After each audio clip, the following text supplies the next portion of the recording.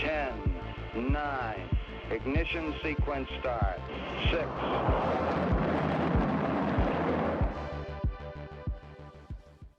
Hello, and welcome to Rocket Fuel, your daily update of everything that's happening in the Rocket Fuel community. My name is Whack Whack Attack. Today is March 8th, and we've actually got a quick episode for you today, like an actually legitimately quick episode.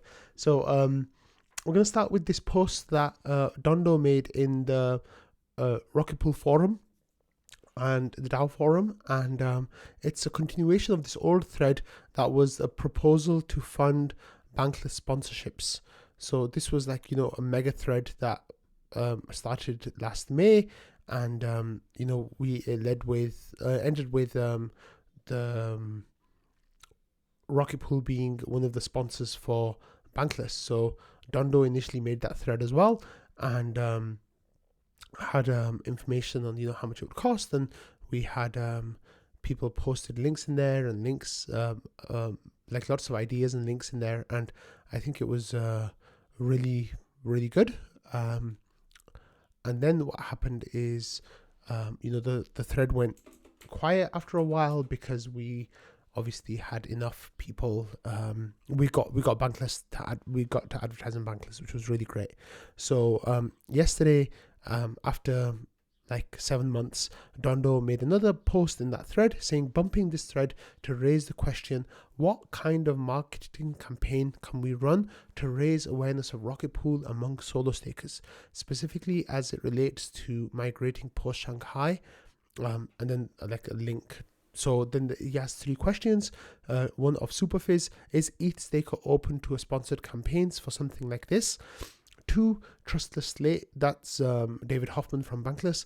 Are there any bankless packages that would be a good fit to Rocket Pool to specifically target solo stakers?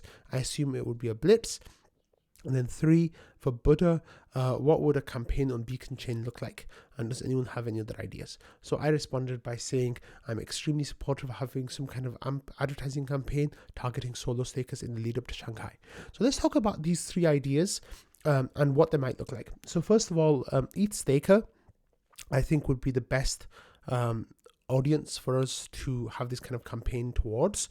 The problem with EthStaker is that Fizz is a purist, and I totally respect that and acknowledge that, and I don't think he would be open to having us advertise to solo stakers with the idea of them not being solo stakers anymore.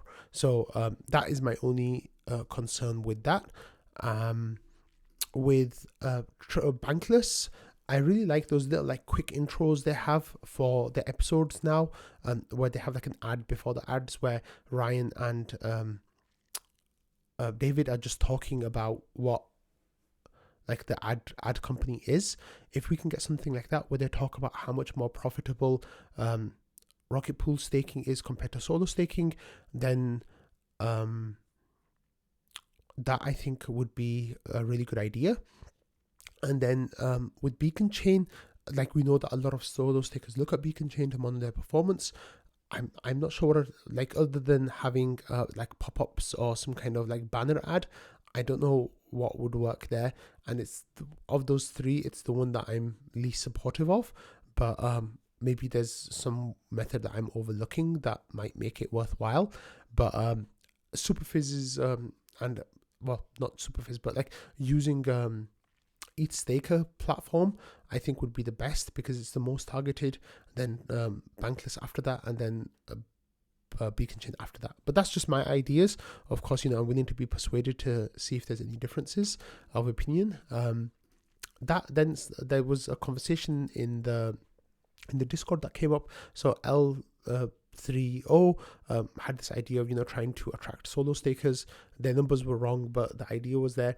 Jasco, I think, said we need ads everywhere, billboards. We missed during the Super Bowl. ETH Envog was a good promotion.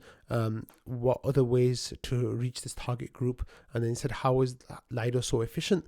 And Waldorf later gives information that Lido spends between $3 and $22 million a month on advertising and paying influencers, etc. Buddha says they pay influencers, they have multi-chain protocol, and check their marketing budget. So this idea, was that we try to attract people from other staking services that are already there, like Coinbase, Lido, etc., but also attract solo stakers, which I think would be fantastic. So this discussion went on in trading for quite a while. People were talking about like how we should get ads out ahead of Shanghai and Atlas to get a head start. So the ideal situation would be from April 1st, we have a month-long campaign that covers the period before Shanghai and after Shanghai, and includes the period of Atlas in there too. We could have like a 30-second little blurb, or like a punchline basically, that could really drive the message home about just how much more profitable solo staking staking with the Rocket Pool is than solo staking / other services. So people were like talking about this. Freeborn, who works with Lido, who's Izzy, said that about 7 to 10% of all stake is solo staking. Noshua says I would get a bit higher, but no one can know for sure.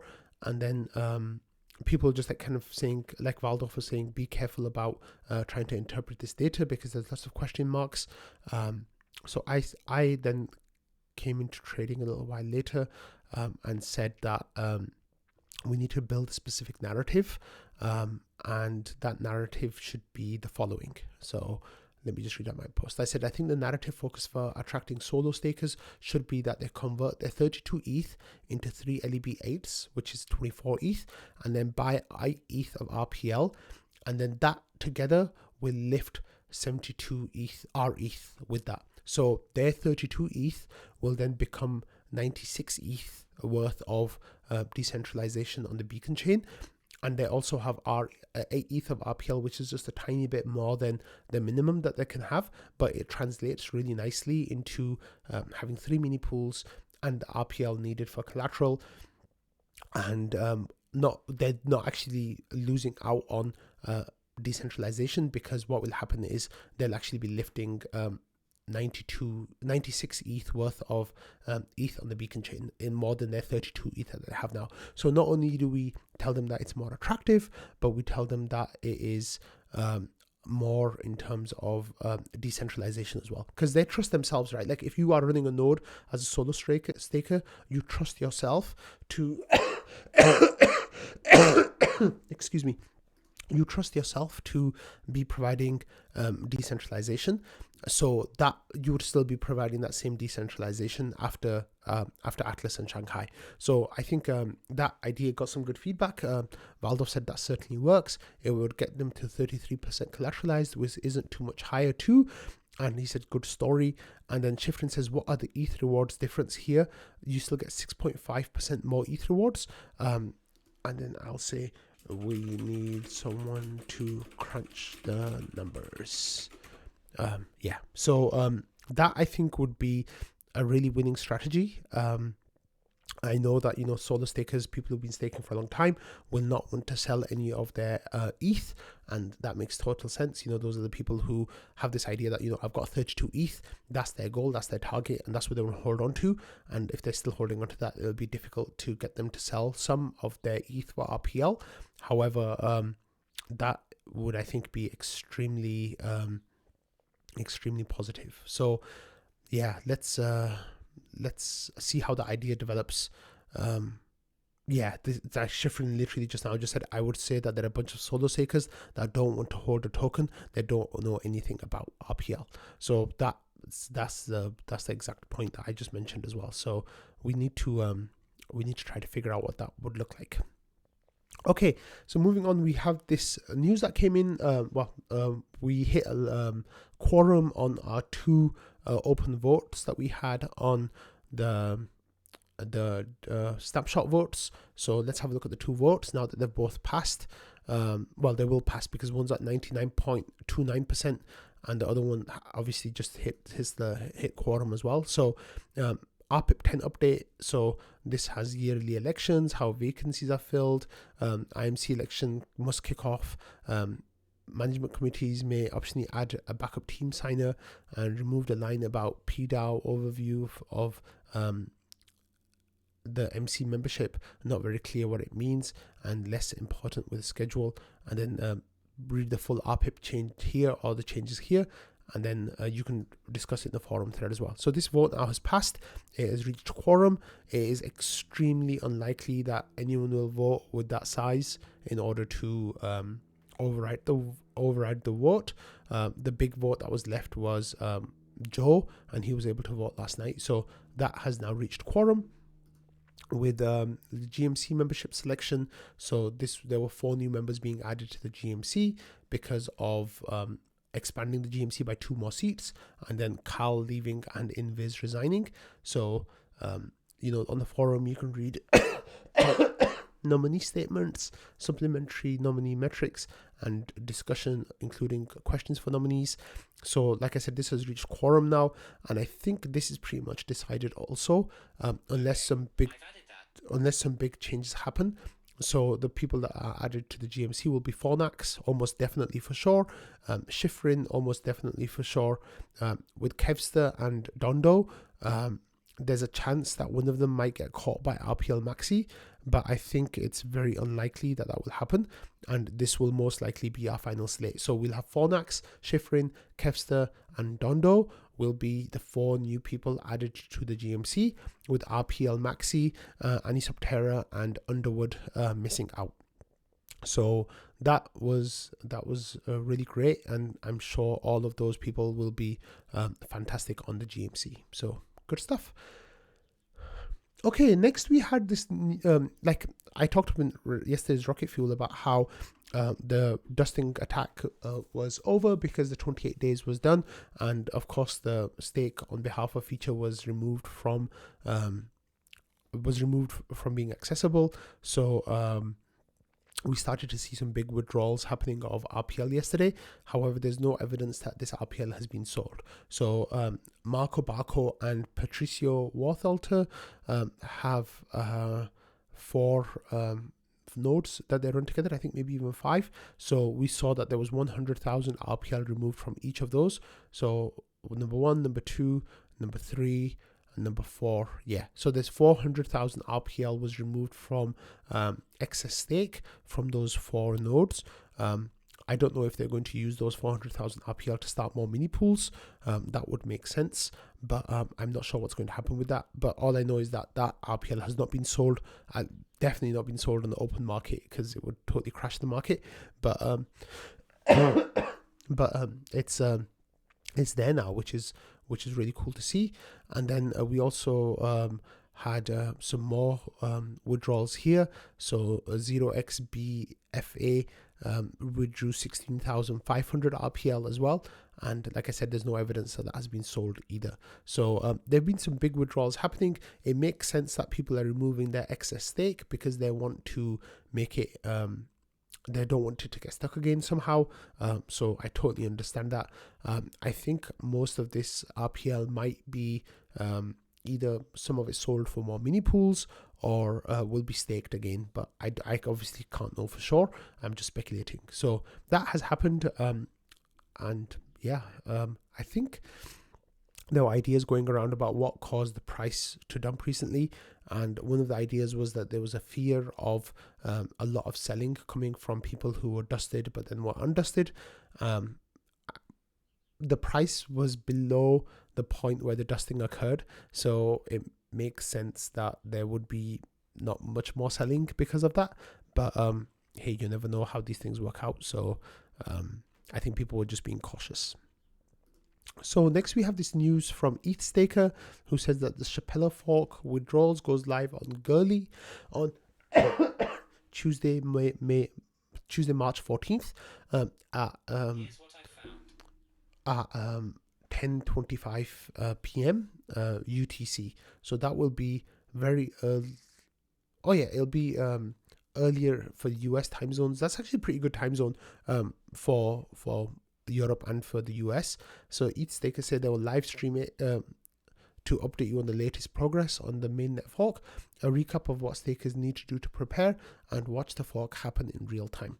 So I can give you a little bit of a spoiler there of what stakers need to do. So if you are on goerli and you are running, if you have a validator on there, then you'll just need to update your validator to the latest software system. I believe all the execution and consensus layer clients either have their updates out, or the updates will be coming out very soon. That will include goerli stuff. So otherwise, you don't need to do anything if you are just a holder, or if you just have ETH or whatever else, like you don't need to do anything. And then EthStaker says, is it even an Ethereum fork without a EthStaker live stream? It says, note the stream goes live 1 hour before the fork to give all of us time to get our heads on straight and oriented before the fork happens. So of course, during the last live stream for Sepolia, there were lots of technical issues and it didn't work very well, so it was a bit of a fail. The live stream was a fail, the fork itself was a huge success, and hopefully that won't happen again. But that was because a lot of people from EthStaker were traveling and they didn't have the usual setups, and it made things really difficult for them. So yeah. Okay, and finally we have this little bit of news that's about a Twitter space. So this is a Twitter space hosted by Exponential DeFi is announced. Rocket Pool will be a speaker, and the Twitter space will be about LSTs, RETH, and how they lead the change in decentralizing staking power. It's set for March 15th at 5 p.m. Eastern time. I think that's going to be at the exact time of the EthStaker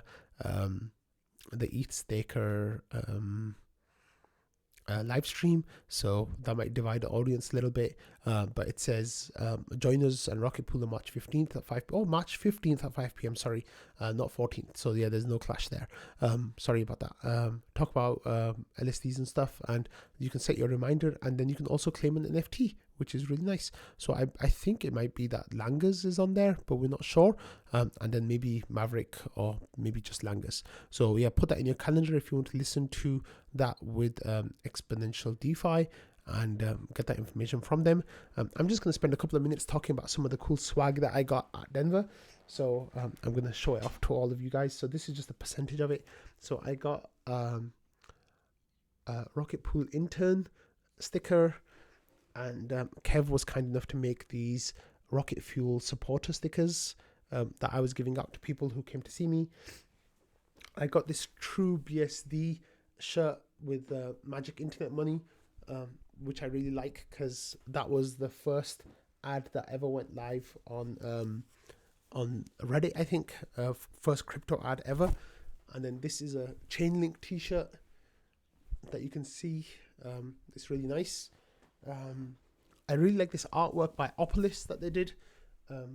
As you can see, it's like a stained glass kind of thing going on, and that's really nice. You might see me on the stream one of these days wearing this hoodie from Stakewise. It's a really nice design, and the artwork is beautiful. So you might see that me wearing that on Rocket Fuel, which I think will be kind of funny if I'm wearing Stakewise stuff on the Rocket Pool show. Here is a t-shirt for the EVM Mavericks, of which I am a Maverick, so I really love that t-shirt. Thank you for the EVM people for getting that prepared.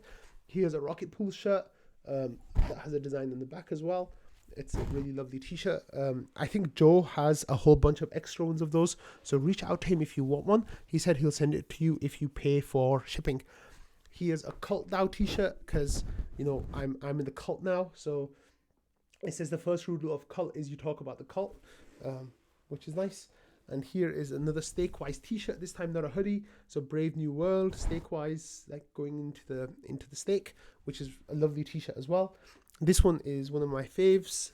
It's Arrow Air, and it says open source. This is Thomas G's company. Really cool. I really like the artwork on this one. That is ETH give ETH. It's a really nice idea of a company, and yeah, that's cool. I have this one from ETH Denver, which is just a Buffycon doing like a Hadouken or some kind of like thing. It's a nice t-shirt. I have, this is not really swag because I paid for it. It's my Buffycon onesie, so I will never ever wear that again in my life ever again. And then I can show off some of the other things that I got. So here I got a ZK Sync era badge with a spork and their little cat thing. I got some nice stickers from POAP. That's an ETH Denver sticker. And then here's a solo Stakewise sticker as well. And that's my Wheelock card that has my POAP You Met Whack in 23. Here's a Rocket Pool sticker with a lesbian cow. A little POAP badge.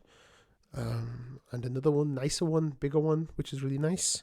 I really like this artwork from the graph. It's like shiny stickers.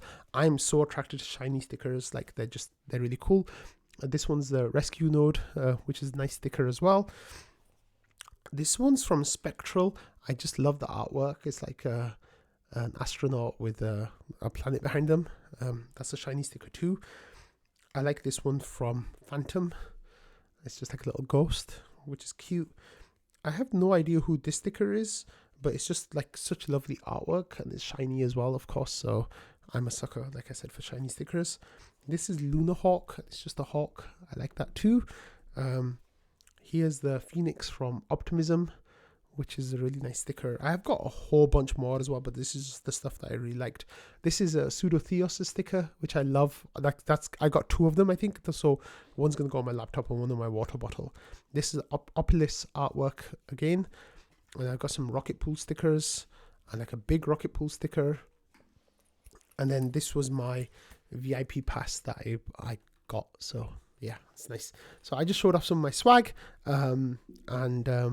Yeah, Denver was really cool. Like I got a whole suitcase full of swag. There's a lot more stuff, but I just showed you guys the best of it. Oh, and this sticker as well. It says censorship resistant. So that's from Teller. Yeah, so there was some really nice stuff. People had some nice stickers and t-shirts and stuff. But yeah, I'm going to end the episode on that note. So I hope you all have a lovely Wednesday, and I will see you all tomorrow. Bye.